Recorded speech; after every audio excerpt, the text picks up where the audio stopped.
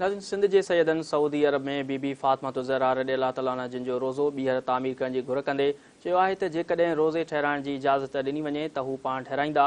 हैदराबाद में सिंध सैयद एसोसिएशन के मरकज़ी जनरल काउंसिल जो इजलास तंज़ीम के मरकज़ी सदर हुसैनी शहाबुद्दीन शाह की सदारत में सिंध म्यूज़ियम वारे ऑडिटोरियम हॉल में थियो, जंहिंमें समूरन मरकज़ी उहदेदारनि सां गॾु मुख़्तलिफ़ शहरनि मां सैयदनि वॾे अंग में शिरकत कई।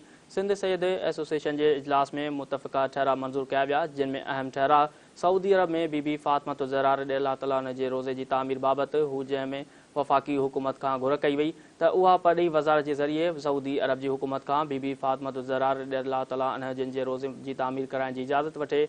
इजलास में चयो वियो त सऊदी हुकूमत इजाज़त ॾिए त उहो रोज़ो सिंध जा सैयद पाण ठहिराईंदा। सिंध हुकूमत भी उन में पंहिंजो किरदार अदा करे। इजलास में ठहरा मंजूर कंदे सिंध हुकूमत का उहा भी घुर कई वई त ज़कात ऐं अशर वारे कानून में तरमीम करे उन में ज़कात ऐं अशर सां गॾु ख़ासि तौर ते ग़रीब सैयदनि जी मदद लाइ हुम्स खे भी शामिल कयो वञे। हुननि चयो त सैयद ज़कात जा हक़दार नाहिनि ऐं उन्हनि जी हुकूमत तरफ़ां ॿिए कंहिं भी तरह की मदद नथी कई वञे। उन करे हुम्स खे पाण शामिल करे ग़रीब सैयदनि जी उन फंड मां मदद कई वञे। इजलास में मुतालबो कियो वियो त जहिड़ी तरह मुल्क जी अहम शख़्सियतुनि जे लाॾाणे या अहम ॾुखोईंदड़ वाक़िअनि ते मुल्क जो क़ौमी झंडो झुकायो वञे थो, अहिड़ी रीति इस्लामी तारीख़ जे वॾे ॾुखोईंदड़ वाक़िए करबला की याद में 10 मुहर्रम ते पिण क़ौमी झंडो कुछ वक़्त लाइ झुकायो वञे। इजलास में ख़िताब कंदे मरकज़ी सदर हुसैनी शहाबुद्दीन शाह चयो त हाणोकी बोर्ड में ॿियनि सां गॾु वॾे अंग में ग़रीब सैयद भी सख़्त मुतासिर ऐं बेघर थी चुका आहिनि। उन ॾुखी घड़ीअ में सिंध सैयद एसोसिएशन पिण पंहिंजा समूरा तंज़ीमी फंड मुतासिरनि जी इमदाद में ख़र्च करे छॾिया।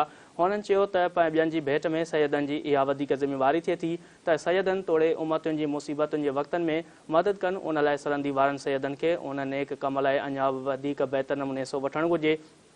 इजलास में सैयद ज़ुल्फ़कार अली शाह, सैयद सादिक अली शाह मासूमी, गुलाम मुस्तफ़ा शाह, सैयद वसीम अली शाह नकवी, अली मोहम्मद शाह, शबीर अहमद शाह, सिकंदर अली शाह, गुलाम मोहिउद्दीन शाह, डॉक्टर अल्ताफ़ हुसैन शाह, गुल मोहम्मद शाह, मंजूर अहमद शाह ऐं सैयद रसूल बख्श शाह पिण इजलास के ख़िताब कयो।